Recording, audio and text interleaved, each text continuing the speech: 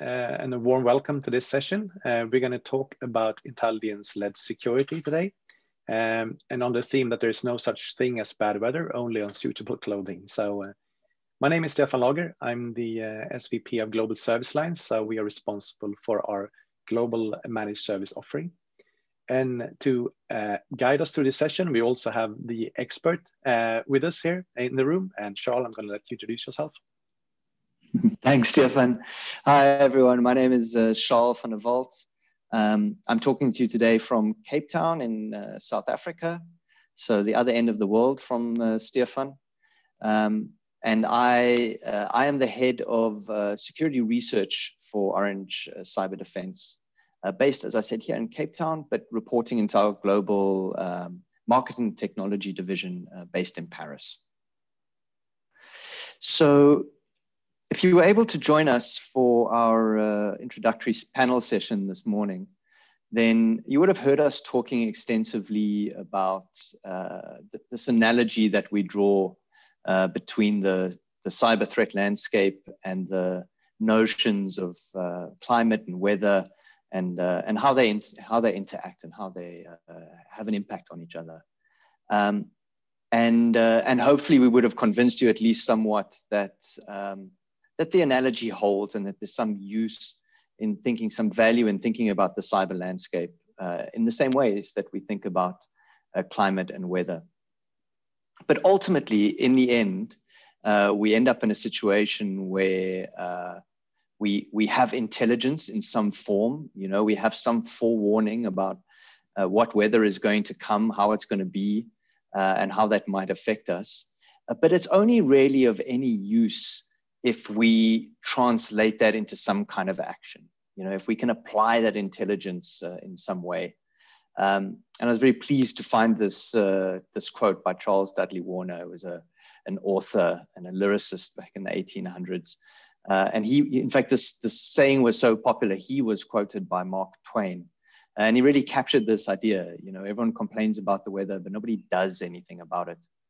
And so what Stefan and I really want to try and capture for you in this session is to give you some insight into our approach to doing something about the intelligence that we connect for you and on your behalf.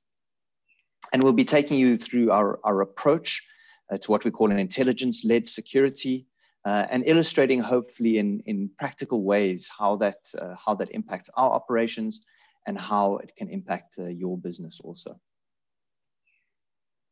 So traditionally, when we think of cyber threat intelligence or cyber intelligence, we think about it in these three levels. You know, at the very top end, we think about strategic intelligence. This is to do with those changes in climate, right? The long trends and systemic changes. And they really should be used to set our priorities and drive our strategy broadly in one direction or another. At the level below that, we think about operational intelligence. This is in closer to real time, on the ground, allows us to really decide where we're going to invest our resources at any given time.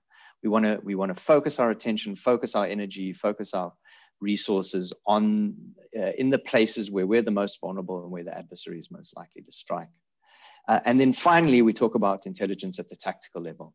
And this is really near real time. And it's probably the form of intelligence that most of you are the most familiar with. You know, these are the indicators, if you like, the atomic little objects of intelligence, usually in the form of IP addresses or file hashes or something along those lines that generally get consumed and responded to by a system. So this is traditionally how, you know, the industry thinks about intelligence, and it also applies to us. You know, we think about intelligence along these levels too. But this doesn't say anything about how we make sure that this intelligence actually impacts our operations, right? This is still not doing something about intelligence. And so Stefan and I want to introduce this concept, which is by no means new, but which we think doesn't get given the attention that it deserves as a paradigm. And it's an idea called intelligence-led security, which really captures what we're trying to do, doesn't it? it introduces this idea that our operations, our strategy, our tactics should be led by the intelligence. And apart from just notionally introducing the idea in the phrase itself, it also introduces two very fundamental concepts. The first is that we need to collect intelligence. In order to be intelligence-led, we need to collect intelligence not only about the adversary, not only about what's happening outside of our environment, but we also need to introduce it, collect it at least, about our own environment, so internal intelligence. And it's where these two sources of intelligence correspond, where they overlap, that's where we have the opportunities to make change and to truly be intelligence-led. And the reason, as I said previously, that we want to do that is so that we can apply our resources, apply our energy, set our course in the direction where it will have the most impact. So let's dive into that idea a little more. You know, in our thinking about intelligence, we make a distinction between what we call above the line and below the line intelligence. So above the line is the traditional, if you like, threat intelligence, the information, the data we collect about the adversary, what they're doing, how their tactics, techniques, and procedures are changing, what infrastructure they're using, you know, how they're interacting with each other. Now, all of that intelligence is useful. It gives us a sense of how the threat around us is changing. But for that to be useful, we also really have to understand ourselves, understand our environment, understand our assets and where they're valuable to us, understand the patterns of our people, understand the vulnerabilities where we might be struck and how we might be struck in terms of how we're vulnerable. And really, we steal here from a notion that was introduced by Sun Tzu in The Art of War, where he says, very famously, know thyself and know thy enemy, and you'll be undefeated in 1,000 battles. And often when we're talking about threat intelligence, you know, we talk about the know thy enemy part. That's the bit that we emphasize. But we tend to underemphasize the know thyself component. Now, you know, knowing thyself is a philosophical construct also, but we believe we can make it practical in the delivery of our services by equipping our customers to know some very specific things about themselves where they have an advantage over the adversary. These are things that our customers, we believe with our help, can know about themselves, which take time and effort for the adversary to learn. And in learning, the adversary may also risk exposing themselves.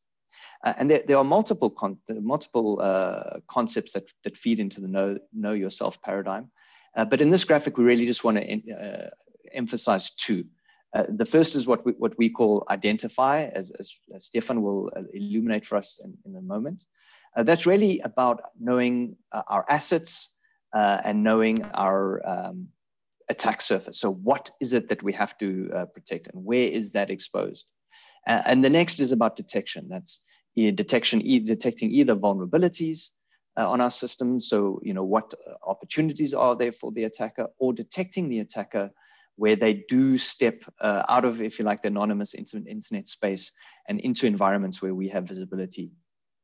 And that gives us a very good opportunity to use our home field advantage to gain intelligence, not only about the adversary, but also about ourselves. So I'm going to hand over to Stefan to just talk us a little bit more through how our services are structured and how we can use them to deliver value to you. Thank you so much, Charl. So Charl talked about, you know, the two perspectives of knowing your adversary and knowing yourself. But what can we do with this knowledge? So I think apart from having this knowledge, we need to do something about that. And one is to be able to proactively protect yourself as good as possible and reduce the risk of critical incidents. The other one is also to accept that there will never be such thing as 100% protection. So you will have incidents. The cost and the impact of those incidents are related not only to how quickly you can detect them, but also how quickly and effectively you can respond to them. So if you put all of this together, then it ends up with what we call our different service areas. So it really starts with anticipating. It's about observing the landscape, understanding vulnerabilities, threats, and attacks. Once we have that, we can go in to identify and understand yourself in terms of identifying your assets and your specific attack surface. So identify as being the second one. Once we know this, we can now go into the protect service area. So it's all about making sure that you can reduce your attack surface as good as possible, understanding what you require, what kind of technology, what kind of product and people and processes do you require. Into the detection, because we can't protect against everything, so we need to have a strategy for detection. How do we detect things? How do we do this across cloud, across OT, across on-premise, and so on? How do we do it based on logs? How do we do it based on network activities or endpoint activities? But even more important, once we have these detections, we also need to have a plan to what to do with that. So respond being the last portion of the different service areas. But within the service area, it's also important to understand specific vertical requirements. There are specific threats and solutions for healthcare, for example. It's for finance, for retail, for manufacturing. There are also specific threats and solutions for specific and certain environments like cloud and OT, industrial control systems, IoTs. So all of these needs to be taken into consideration as well. And to best serve our customers, we have an extensive service options ranging from equipment resale into integration services, into full and co-managed services, and to try to fill the individual and unique gaps for all the customers that they may have. But putting all of that into specific silos and different solutions is usually not a good idea. So how can we now drive synergies between different services and different service areas? How can we get synergies and create more effective cybersecurity solutions? And this is what I'm going to go look a bit more into detail now. So I'm going to hand it over to Charl again. Thanks, Stefan. So what you're seeing on the screen now is a depiction of what we call our intelligence backbone. The intelligence backbone is a combination of technologies, people, and processes that are put in place to ensure that we are systematically collecting the right data about our customers and about the landscape, that data is being processed into intelligence by suitably equipped and suitably empowered people, and that resultant intelligence is driving its way through into the various service offerings that Stefan outlined. And then finally, that the value of that intelligence and the enriched intelligence that comes from the application of the data to a service is fed back and finds its way through to the other services. So there's really three concepts. The first concept, which you'll see at the top of the screen, is that we need to collect intelligence. And like almost every other player in this space, there are some traditional places we can collect intelligence from, like the threat intelligence feeds, the vulnerability feeds.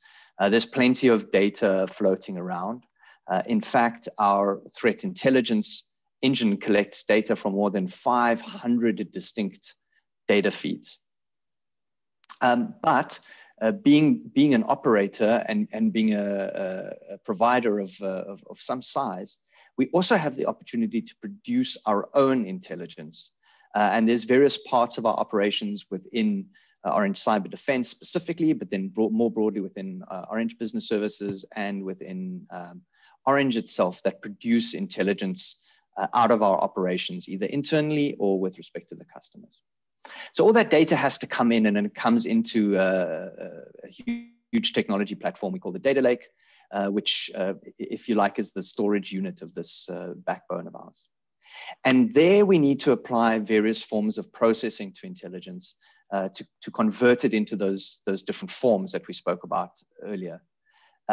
And we really think about it in terms of levels, as we mentioned previously. There's tactical forms of intelligence, operational forms of intelligence, and strategic. And then also in terms of classes. And here broadly, we speak about cyber threat intelligence and vulnerability intelligence. both of which are really essential to understanding, as Sun Tzu expected us to, in understanding both the adversary and ourselves.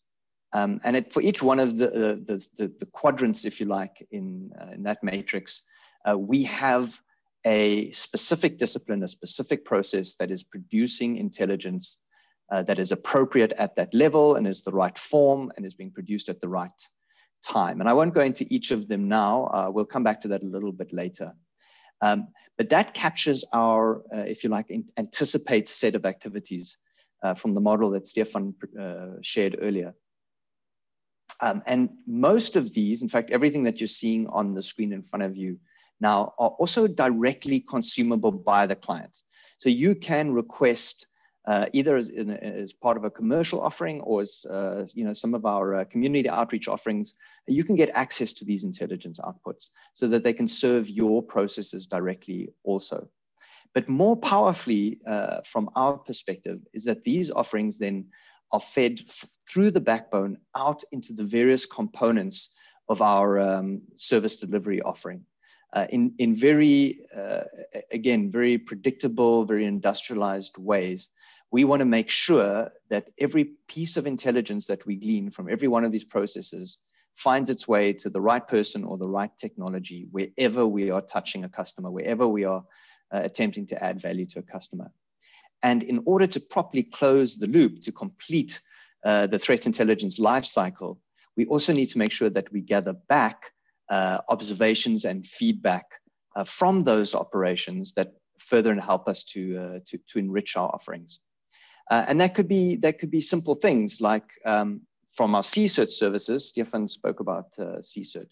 We can glean whether intelligence indicators which we collected and processed were actually involved in a real life compromise. And that can give us confidence about those indicators, and we can up their threat profile. We can glean whether vulnerabilities that we learn about on the dark web actually are impacting our customers and to what extent.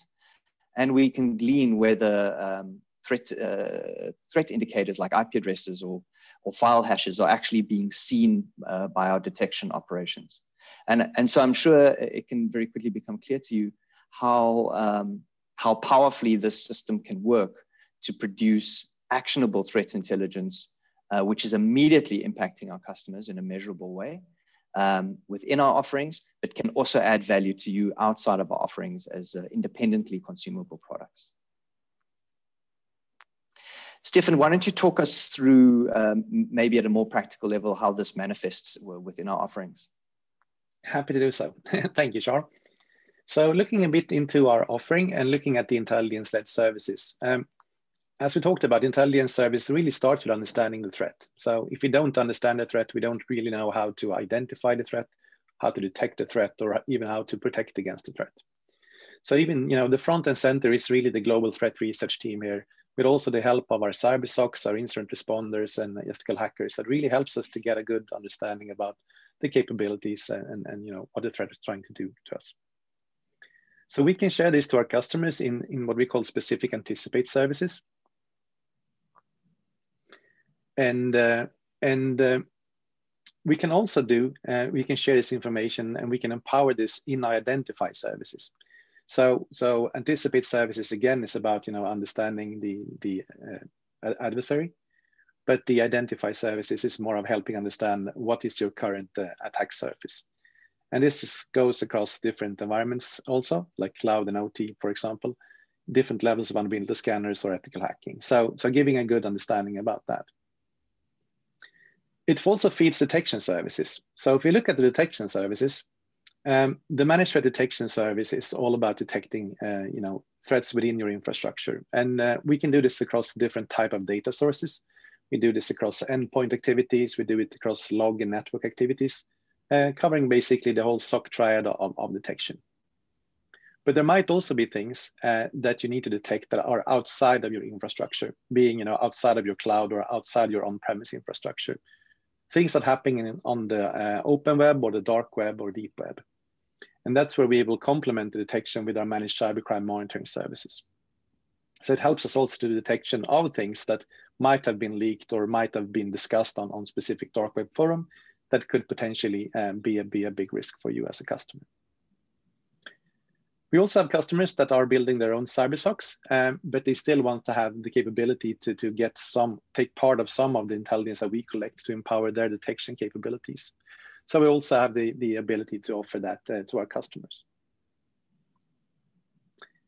In terms of the protect services, it's all about reducing the attack surface. So we have different service domains that cover most of what you probably used to do in the cyber security industry, like secure infrastructure services, endpoint mobile security, and so on.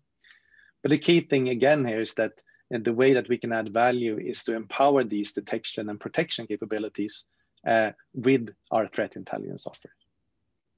So, and I think that's really also one key for this. This intelligence can also be consumed without the service for customers that have their own CyberSOC, for example, with things like threat intelligence protection feed services. And last but not least, we can help our customers to respond to the incidents.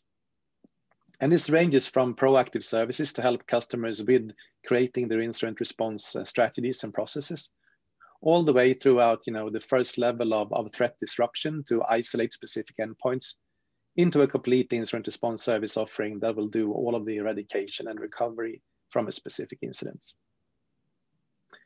And all of these services are created like specific service bricks, because we understand that not one single customer, they all have their unique requirements and their unique situations. So how can we meet them? So we create specific bricks, and then the customer can pick and choose what kind of bricks they need to complement their own capabilities. So within managed vulnerability service, for example, we can only provide external intelligence about what's happening in the wild, or we can actively help scan your infrastructure to understand how your specific attack surface looks like, but also maybe take the additional step of helping with the protection part of that. In the MDR, the managed detection response service area, you have the ability to choose between the combinations of doing only detection and only detection on a specific part, like, for example, endpoint, into complete detection coverage, and then complement that with the response options as well. And for the customers that have their own CyberSOCs, we also have the ability to offer a complete set of services that will empower their specific services. So we talked a lot about how different things can empower each other in these different services. So I think maybe it would be time to take an example and see how can these different services empower each other in a true intelligence-led security way. So with that, I'm going to hand it over to Charl again. So we wanted to make this practical for you and try and illustrate how this would actually impact you as a customer. And we chose for that an example of a vulnerability. It's contemporary. Most of you, I think, will have encountered this quite recently. We thought it illustrated quite nicely how these things flow together. So as we said, we've got a data lake, which is kind of the brain of the intelligence backbone, and various forms of intelligence flow into that, including information about vulnerabilities. And the one we want to share with you is a Microsoft vulnerability which emerged in the August the August patch bundle that Microsoft does, involving which became known as Zero Login. Zero Login is a privilege escalation vulnerability, very allowing an attacker to move laterally across an environment. So our platform picked this vulnerability up via a feed from Microsoft early in August. And it got logged within the platform and kicked off a process of analysis and observation by our vulnerability intelligence team, which is based in Paris. On the same day, the raw information for that vulnerability is passed through to the various vulnerability scanning teams that we run in South Africa, in Paris, and in Sweden. Now, at this point, we can only assess the impact of this vulnerability based on the information that Microsoft provided us. So we're in a position to give customers early warning that they're missing the relevant patches and to communicate from the information we had from Microsoft that it's a severe vulnerability. We can't really tell them much more about that. But the vulnerability intelligence team continues to monitor the vulnerability using the other sources of data that they have, including monitoring the open web and the dark web. And so a few days, well, almost a month later, in September, it comes to our attention that this vulnerability is now being exploited, or at least that there are exploits available. And our intelligence team concludes two things. Firstly, that the vulnerability is more serious than perhaps we anticipated, but also because we now know how the exploit works, we can set about detecting attacks for it. So at this point, a separate team called the World Watch team is informed that via the backbone that this vulnerability, the severity has been escalated and it's being exploited in the wild. And that advisory, what we call a World Watch signal, gets sent out to our customers via numerous channels. It appears on our website, they receive emails, they can get it via a Slack channel.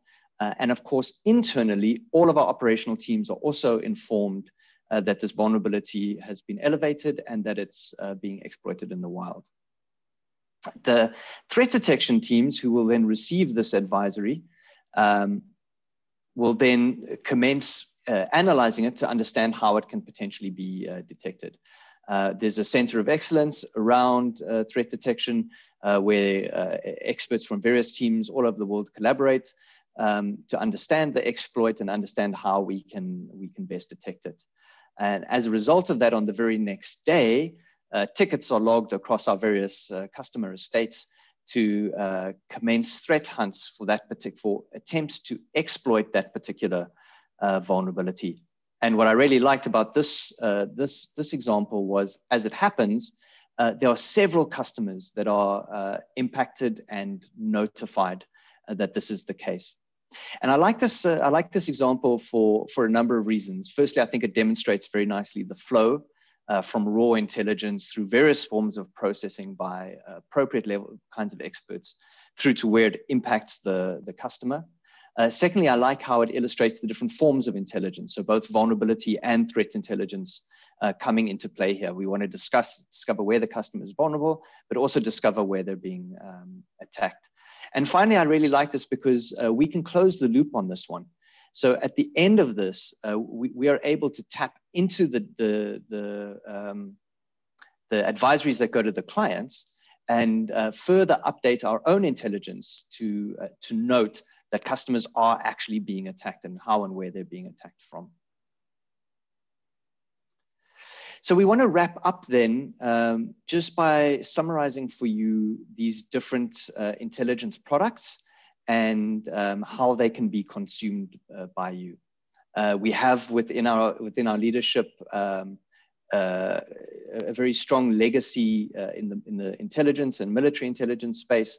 And so we're guided to think about our intelligence outputs along the lines of this matrix that we're presenting to you now. There's intelligence outputs that are long-term in perspective and have a long life expectancy, and others that are short-term in perspective and really need to be processed almost immediately or they're useless.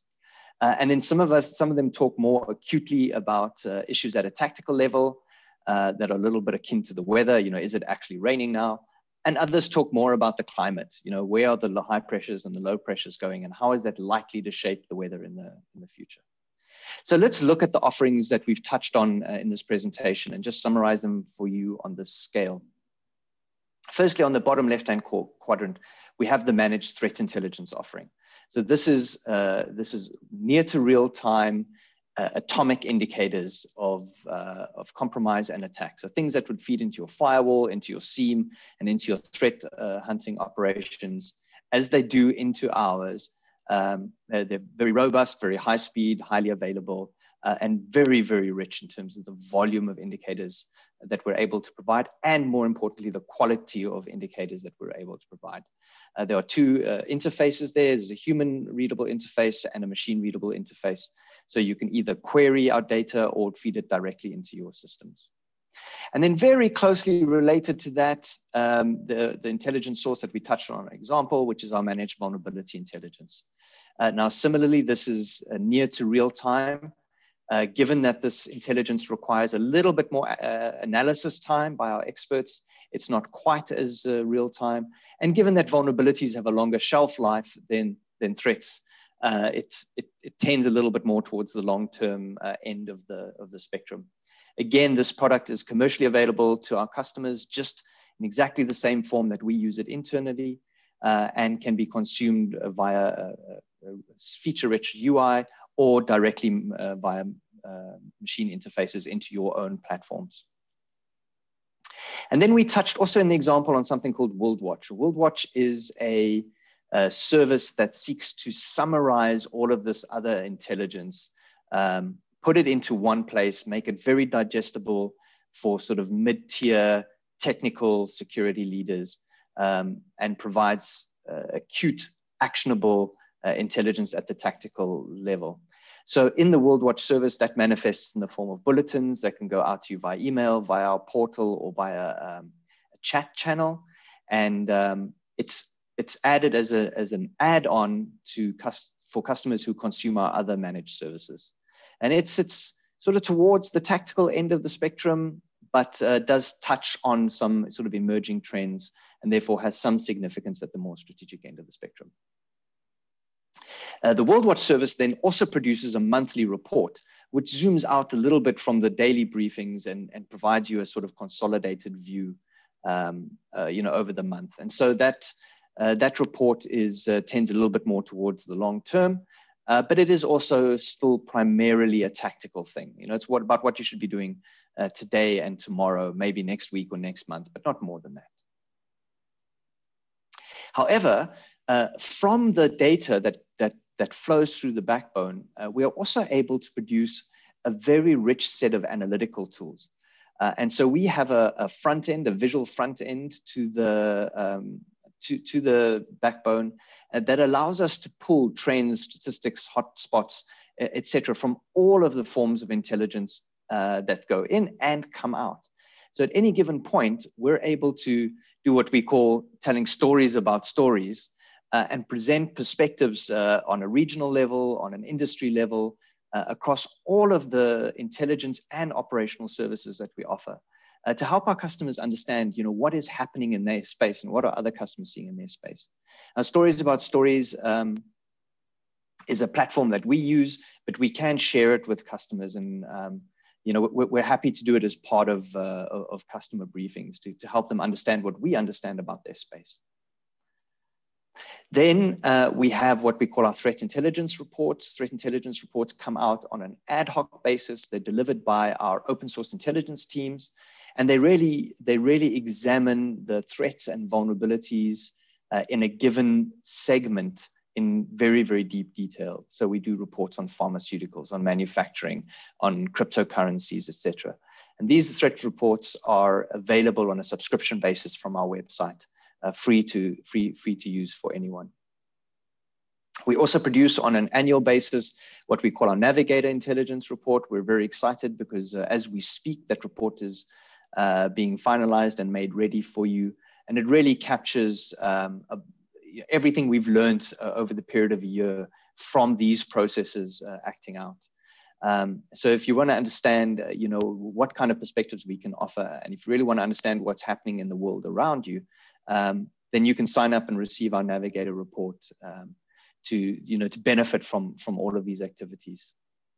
And then finally, at the sort of very top right of the quadrant, we have what we call our State of the Threat Report, which is really what was shared with you during the keynote panel for World 2020, which is where we try to understand at the very highest level, at the level of climate and systems, what the factors are that are shaping our environment. And it's from that understanding of those factors that the rest of our intelligence processes and service strategy development, etc., all take their shape. And so there you have it on a map. That's how our intelligence offerings are made available to you. As you'll see, some of them are commercially available, but very many of them are there for you to benefit from simply by subscribing or letting us know that you want them, and we'll make sure we get them to you. And with that, I think all that's left of us is for us to say thank you very much from me and from Stefan for your time. We hope this has been of value to you, and we look forward to talking with you more about our intelligence-led services and how they can benefit you. Thank you. Thank you.